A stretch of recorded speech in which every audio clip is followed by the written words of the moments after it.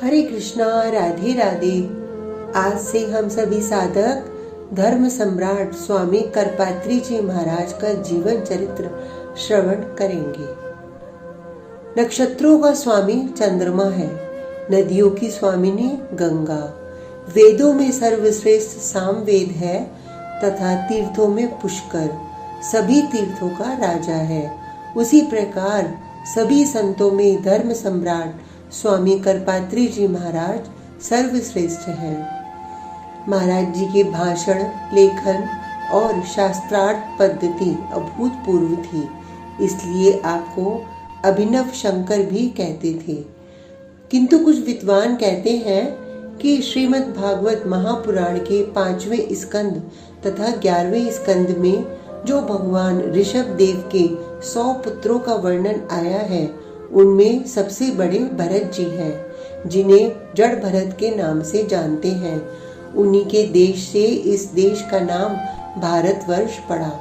पहले इस देश का नाम अजनाब वर्ष हुआ करता था।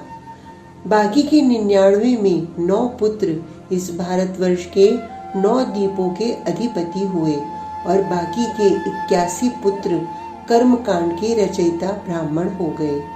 बचे 9, वे 9 सन्यासी हो गए, जिनके नाम हैं कवि, हरि, अंतरिक्ष, प्रबुद्ध, पिप्पलायन, आविर्होत, द्रुमिल, चमस और करभाजन। इनमें से सबसे छोटे जो करभाजन ऋषि थे, वे ही भगवान की प्रेरणा प्राप्त करके कली काल के जीवों को परंपरा प्राप्त वेद आदि शास्त्रों का ज्ञानोपदेश तथा धर्म भक्ति का प्रचार करने के लिए कलयुग में श्री स्वामी करपात्री जी के रूप में अवतरित हुए थे। स्वामी जी ने विक्रम संवत 1964 श्रावण शुक्ल द्वितीया में सरयू पारीण ब्राह्मण कुल में जन्म लिया था। पिता का नाम श्री पंडित रामनिधि ओझा और माता का नाम श्रीमती शिवरानी था। आप 3 भाई थे। ज्येष्ठ का नाम श्री हरिहर प्रसाद, मझले का श्री हरिशंकर और सबसे छोटे आप श्री हर नारायण थे। आपके माता पिता विशुद्ध सनातनी शिव भक्त थे। आपने बाल्यावस्था में ही संस्कृत पढ़ने का निश्चय किया।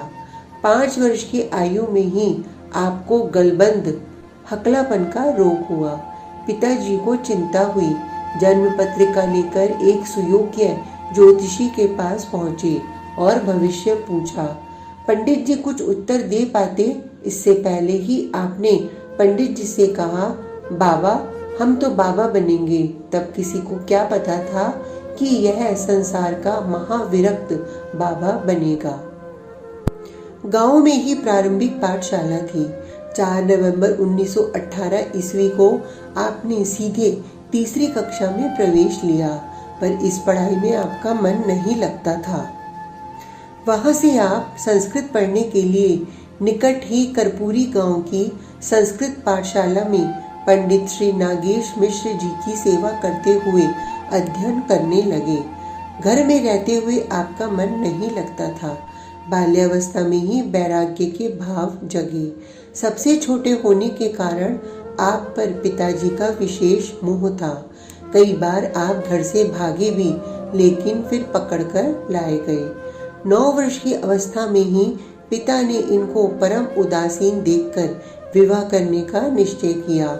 उन दिनों 5-7 वर्ष की आयु में कुलीन ब्राह्मणों का विवाह हो जाता था। लड़की वालों का तांता लगा रहता था। अंत में सन 1916 ईस्वी में जिला प्रतापगढ़ के खंडवा गांव के पंडित राम सुचित जी की पुत्री महादेवी जी से आपका विवाह हुआ। विवाह के उपरांत भी आपका चित्त उदास ही रहा।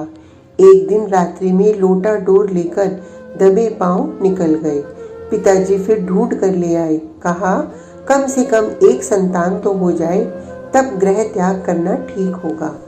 आप घर में भी पूजन भजन सदग्रंथों के अध्ययन में ही समय लगाते थे।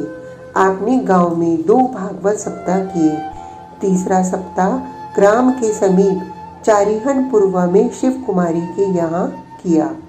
आप गंगा तट के जिस पाकड़ के पेड़ के नीचे भजन करते थे उसे आजकल गौरी शंकर की छोइयाँ कहते हैं।